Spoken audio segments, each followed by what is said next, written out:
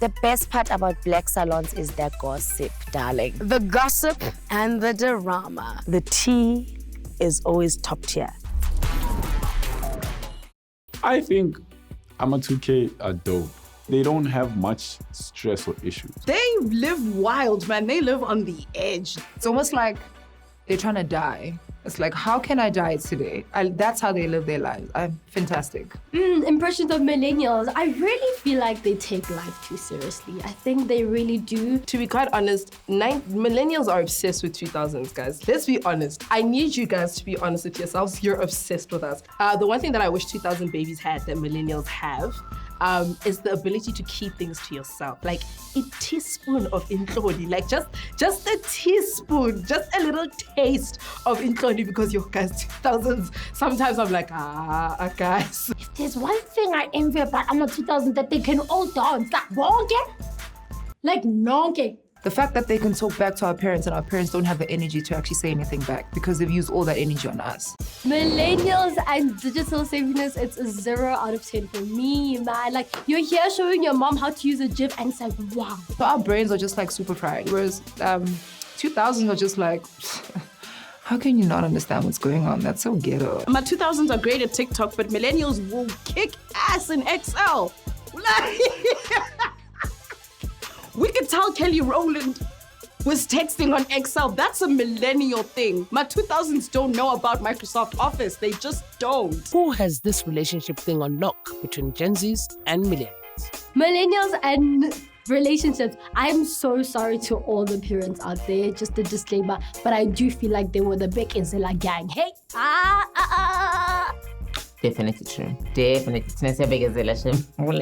They're busy asking each other out on cameras in school, during school hours, with flowers and roses.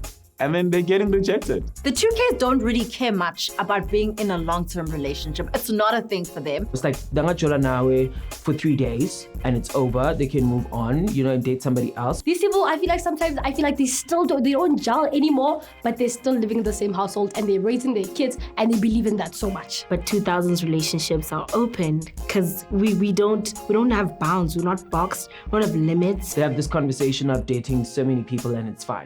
They're the presidents of Batlawa Herda. What are the most ridiculous stereotypes about growing up in the burbs?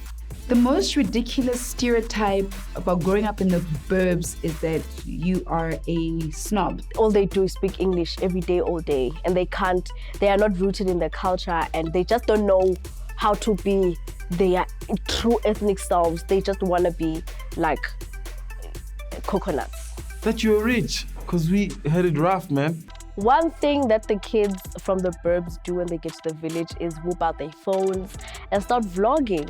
That first time you have to take that walk to the toilet, it's not an easy walk, man. Oh, yeah, because the long drop and you have to squat and you gotta aim. So there you are, you're just like, I can just see my face, so really just like thinking, is it in the right place? Some of the childhood games that we all had in common is black people. Of course, like Nintendo. Marabaraba, Diketo. The skipping rope. Definitely Crazy 8. Black Man Patile. Abona Matashana, Abom Donkey, Abom Ino. And Got Banana.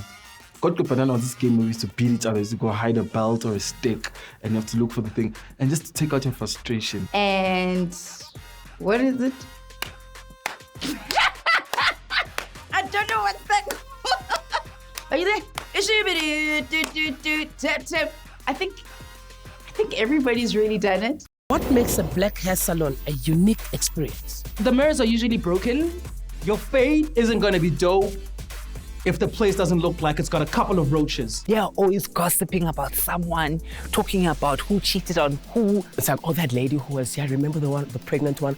Oh my goodness, and then her husband cheated on her and impregnated 4 of us here in the hair salon. Sometimes, if you're lucky, the person who they were talking about is gonna walk in, So it's gonna be awkward and it's gonna be like, dun, dun, dun, like, what's gonna happen? Are people gonna throw hands? And there's always gonna be that one mamncane or one antiza who didn't get the perfect hairstyle that she saw on Google and like I mean, this is what I wanted and this is what you gave me. So like, it's almost like a chill out spot. And go busy. It's always just super duper busy. You know, there's gotta be a little bit of Baghdad, man, you know? Place must look like it was bombed before it was a salon, you know? That is a black salon for you. What are the reasons you will ghost your hairstylist? Ghosting a hairstylist? Yo, why would I ghost the hairstylist? For making me wait. Sometimes hairdressers make you wait. I will ghost you as a hairstylist if the next day I can't tie it the same way you did, or I can't do the same pattern that you did, or I wake up and it doesn't look the same way I did when I left the salon, because now I want to go to work and I want to show this off, right? And if I can't do that, I'm never seeing you again.